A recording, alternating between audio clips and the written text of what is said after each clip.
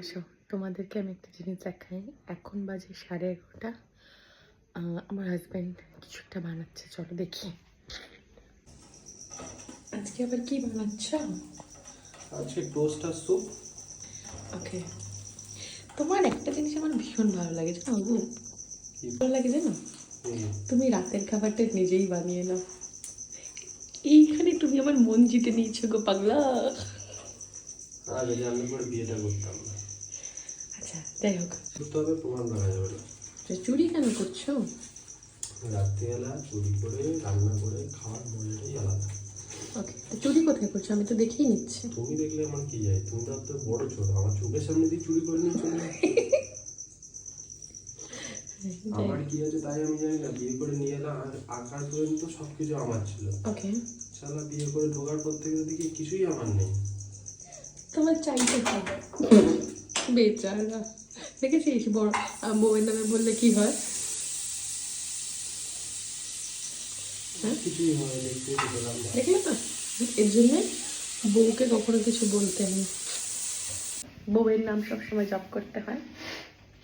তো এই যে শেফ চলছে, শেফের রান্না। তো এবার থেকে শেফ নিজের রান্না নিজে করে খাবে রাতের।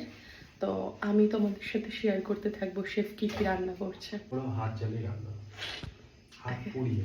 দাদা ওর কথা কেউ শোনো না, নিজেদের কাজে কনসেন্ট্রেট দাও, আর প্রত্যেকে নিজের স্বামীদেরকে দিয়ে কাজ করাও। তো প্রত্যেকে নিজেদের স্বামীদেরকে দিয়ে কাজ করাও। দেখো যেমন ও করছে, ঠিক আছে? খুব খুব খাটাও, কারণ এরা আমাদেরকে দিয়ে দিনে খাটায়, এদেরকে রাত্রের খাবারটা নিজেদেরকে করতে দাও, যেমন এই ব্যক্তি করছে। কিছু বলার আছে? অনেক কিছু বলার আছে। স্বামীরা একজোট হও। এদের সাথে লড়তে গেলে আগে একজোট হয়ে লড়তে হবে, তার আগে শিখতে হবে একজোটটা হবো কি করে। কিছুই হবে না।